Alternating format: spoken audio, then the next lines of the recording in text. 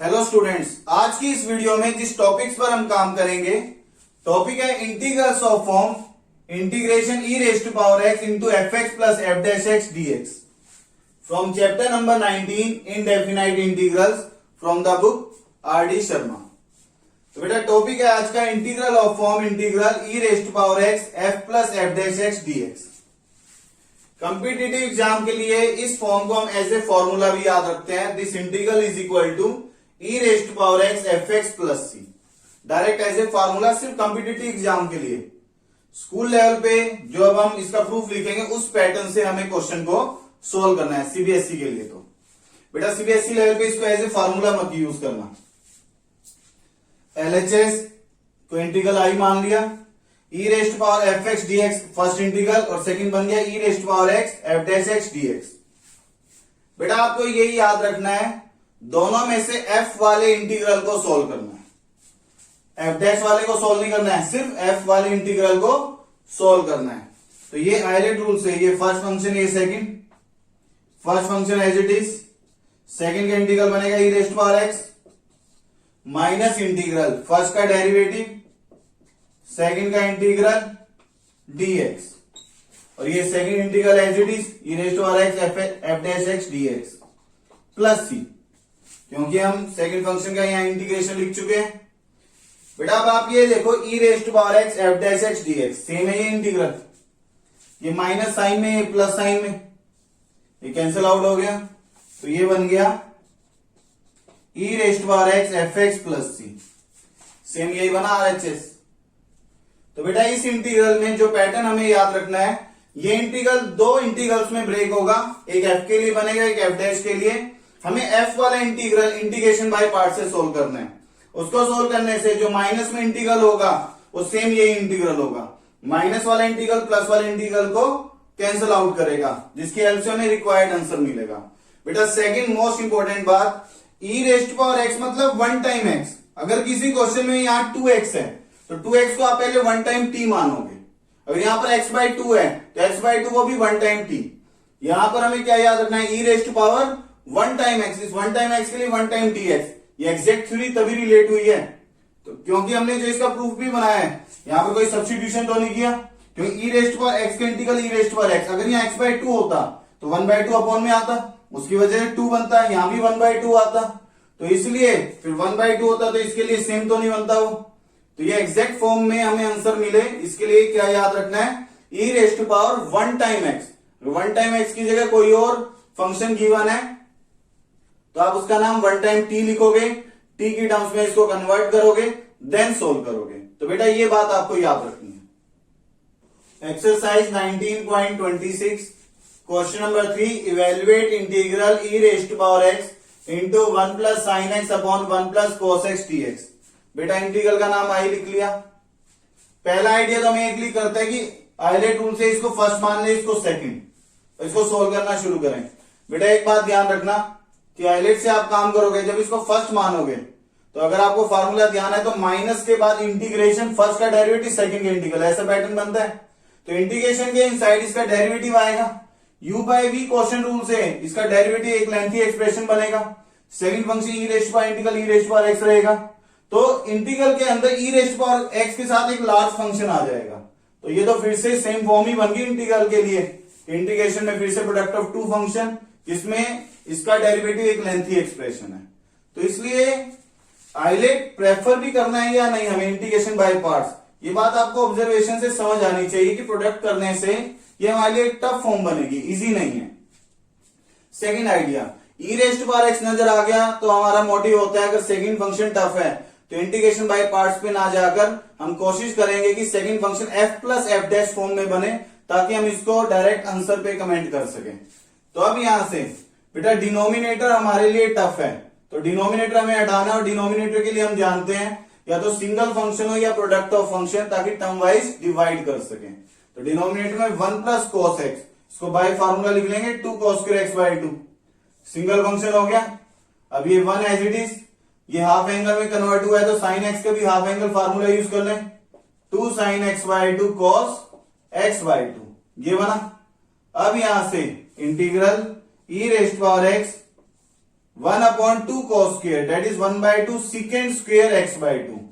ये first function बना divide होकर, प्लस सेकंड के बाद 2 cos x/2 cancel, tan x/2 sorry sin x/2 upon cos x/2, ये बनेगा tan x/2 dx। बेटा देखने से समझ आ रहा है, इस फंक्शन का ये डेरिवेटिव है, tan x/2 का डेरिवेटिव होता है secant स्क्वायर x/2 और x/2 का डेरिवेटिव 1/2। फॉर्म बन गई e raised to power x fx plus f dash x। तो ये f है, f वाले को हमें बाय पार्ट सोल्व करना है। इन दोनों इंटीग्रल को लिख रहा हूं बेटा मैं, e raised to power x half secant square x/2 dx, और सेकेंड इंटीग्रल है e raised to power x tan x/2 dx। हमें f वाले इंटीग्रल को सोल्व करना है। f मतलब यहाँ tan x/2 है, ये फर्स्ट फंक्शन, ये second. First integral as it is half integral e raised to power x secant square x/2 dx।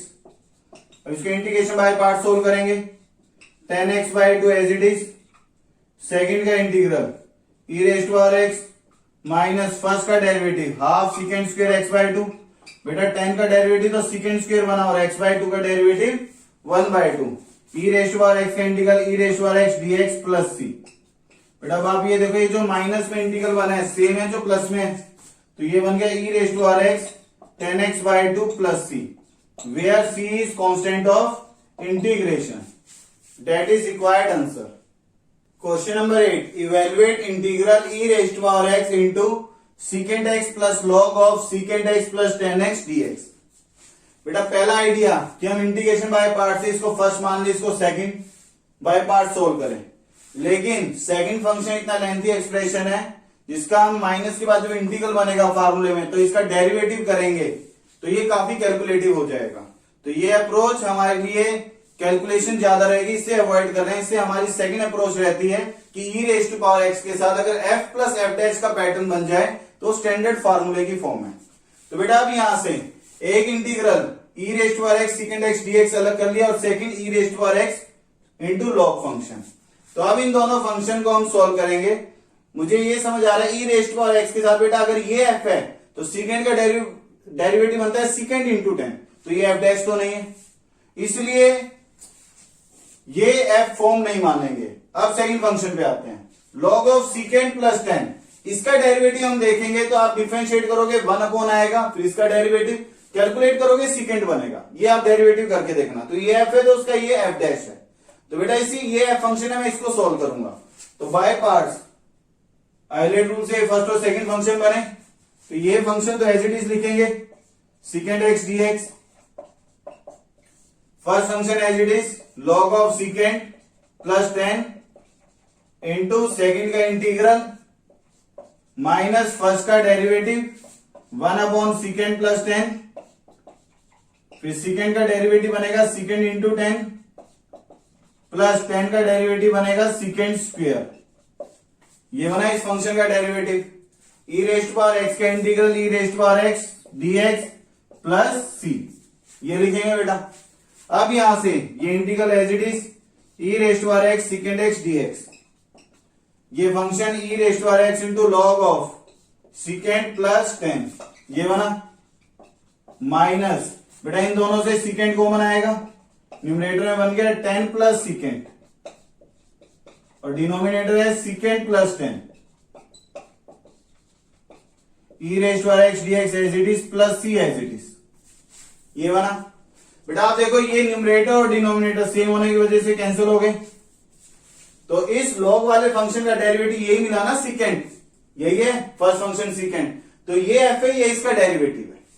तो बेटा अब यहां से नेक्स्ट स्टेप लिखेंगे e raised to power x secant x dx plus e raised to power x log of secant plus tan minus integral e raised to power x secant x dx plus c, ये बना बेटा। अब जो minus में integral है वही plus में है, तो ये कैंसिल आउट हो गया, ये कैंसिल आउट हुआ तो आंसर मिल गया e raised to power x into log of secant plus tan plus c, where c is constant of integration, that is required answer. Question number 12, evaluate integral e raised to power x into 1 minus x whole square upon 1 plus x square whole square d x. बेटा product of two function है, by part solve करेंगे, इसका derivative काफी lengthy रहेगा, जिसकी वजह से ये एक टफ एक्सप्रेशन में कन्वर्ट हो जाएगा। जब हम बाय पार्ट्स का फार्मूला यूज करते हैं, first function as it is, second का integral minus integral of first का डेरिवेटिव, तो इंटीग्रेशन के अंदर जब इसका डेरिवेटिव इसका इंटीग्रल आएगा, देन अगेन एक लार्ज फंक्शन का प्रोडक्ट बनेगा, जिसको सोल्व करना आसान नहीं है। तो अब हमारा मोटिव है कि ई रेस्ट पावर एक्स के साथ f plus f dash form बन जाए, तो दो फंक्शन का प्लस, तो बेटा न्यूमरेटर a माइनस बी का होल स्क्वायर है, a square plus b square minus 2ab। इस फार्मूले को मैं एक्सपेंड करता हूं, तो इस फार्मूले से हमें पैटर्न नजर आ रहा है कि 1 प्लस एक्स स्क्वायर, इस पे मैंने एक ब्रैकेट और बना दी, जो 1 प्लस एक्स स्क्वायर डिनोमिनेटर में है वही न्यूमरेटर में है, ताकि हम टर्म वाइज इजिली डिवाइड कर सकें। बेटा अब इसको डिवाइड करते हैं, तो ये बना दिस अपॉन दिस, तो ये बनेगा 1 upon 1 plus x square minus 2x upon 1 plus x square whole square.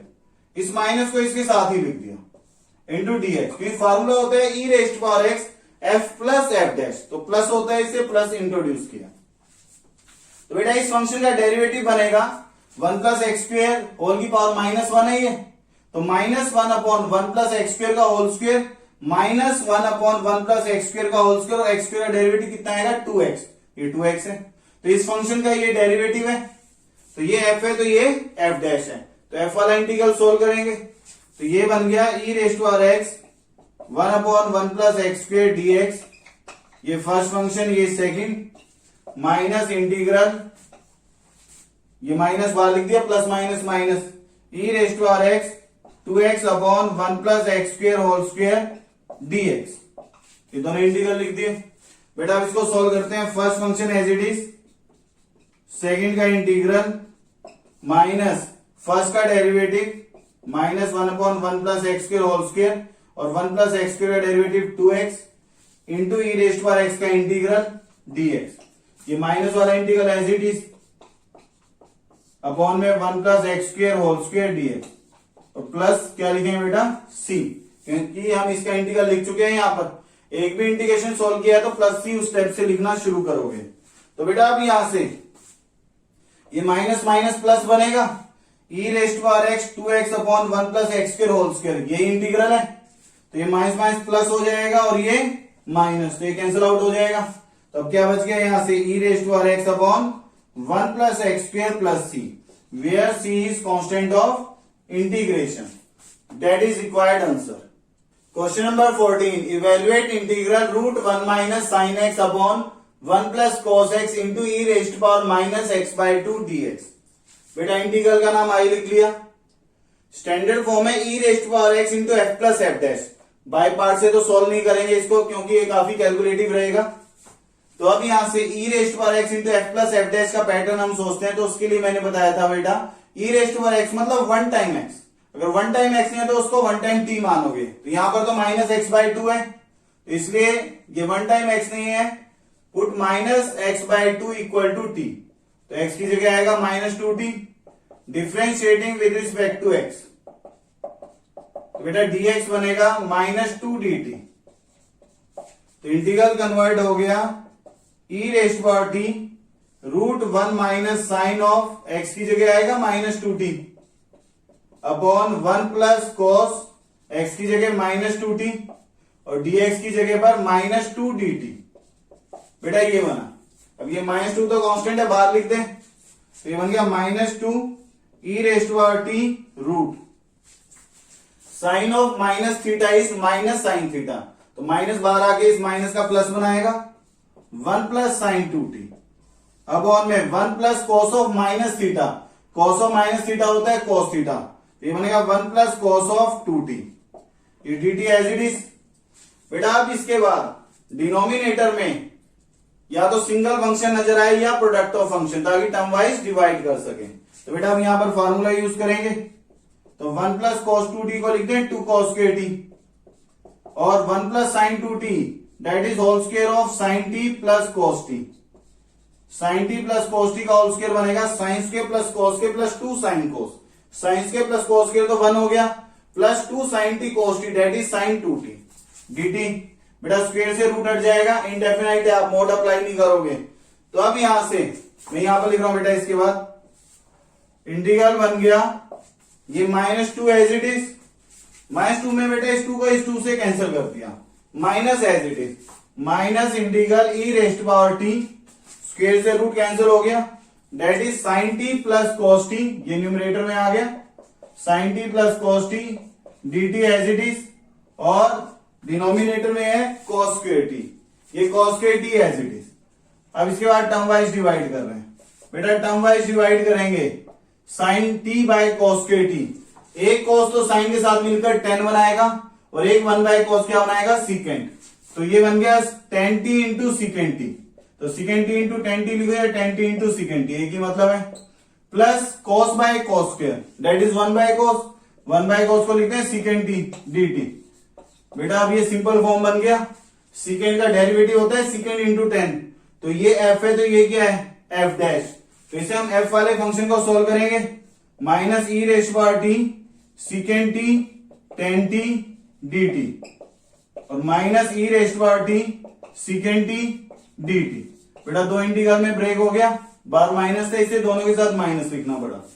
अब ये इंटीग्रल तो एज इट इज लिखा जाएगा, ये फर्स्ट फंक्शन ये सेकंड फंक्शन, तो ये बन गया minus integral e raised power t secant into 10 d t minus as it is, ये बनेगा by parts, first function as it is, second का इंटीग्रल, फर्स्ट का डेरिवेटिव सेकंड इंटू 10, सेकंड का integral d t plus c, ये जो minus में integral है minus minus plus हो गया ना, ये प्लस में इंटीग्रल इस माइनस वाले इंटीग्रल को कैंसिल करेगा, तो ये बच गया minus e raised power t secant t plus c, ये आंसर बना बेटा। अब टी की वैल्यू पुट कर देंगे -x/2, तो इंटीग्रल बन गया minus e raised power -x/2 secant of -x/2 plus c, bracket में लिखोगे because t equal to -x/2। बेटा नेक्स्ट स्टेप भी लिखना होगा, secant of minus theta is secant theta, minus हट जाएगा, तो ये बन गया minus e raised power -x/2 secant x/2, यहां से माइनस हटेगा plus c, where c is constant of integration, that is required answer. Question number 16, evaluate integral e raised power x into log x plus 1/x² dx। बेटा integral का नाम i लिख लिया, e raised power x into दो function का addition है, पहली तो पॉसिबिलिटी ये रहेगी कि f के साथ f डैश नजर आ जाए तो हमारे लिए रिक्वायर्ड आंसर हो गया। लॉग का डेरिवेटिव होता है 1/x, लेकिन यहां क्या नजर आ रहा है 1/x², हमें 1/x चाहिए था, बेटा यहां 1/x नहीं है, तो इससे हम क्या कर रहे हैं कि स्टैंडर्ड फॉर्म बनाने के लिए इसके साथ मैंने 1/x लिख दिया। अगर हम 1/x लिख रहे हैं तो बैलेंस करने के लिए -1/x भी लिखना होगा, ये प्लस का 1/x² dx। तो अब दो इंटीग्रल बन गए, integral e raised power x log x plus 1/x dx, second बनेगा integral e raised power x minus 1/x plus 1/x² dx।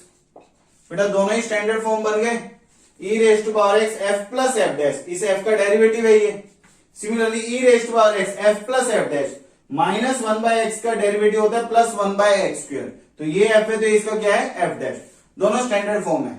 अब इन दोनों से इस इंटीग्रल को e raised power x log x dx, ये f है, इसका डेरिवेटिव f वाले को सोल्व करते हैं, ये फर्स्ट ये सेकंड, और ये एज इट इज लिख लिया e raised power x 1/x dx।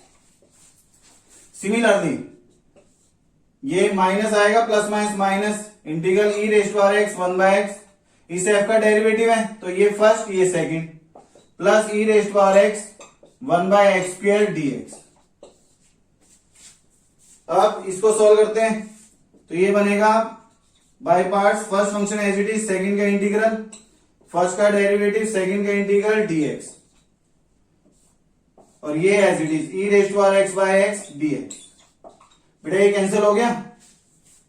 Similarly इसको सोल्व करेंगे तो अब ये बन गया plus minus minus, direct minus ही लिख दें यहां, first function as it is, second का इंटीग्रल माइनस फर्स्ट का डेरिवेटिव, सेकंड का इंटीग्रल dx, और ये integral as it is e raised power x by x square dx और प्लस सी।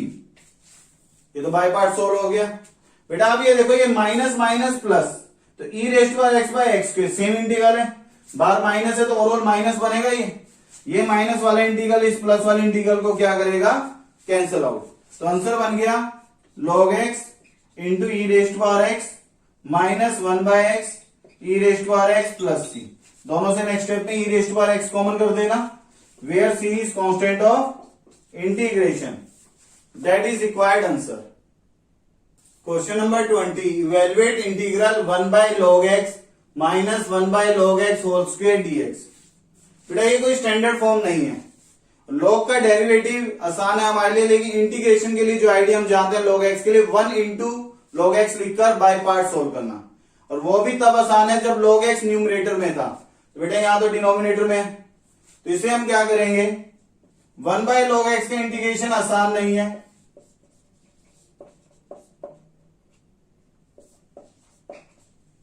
तो बेटा log x का नाम t मान लिया। कैलकुलस में log का बेस गिवन नहीं है तो बेस क्या मानेंगे, e।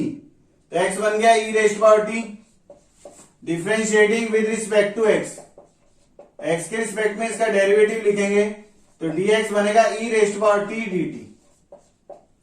बेटा ये dx बन गया। अगर dt में आंसर लिख रहे हो तो सभी टर्म्स t की होनी चाहिए यहां पर।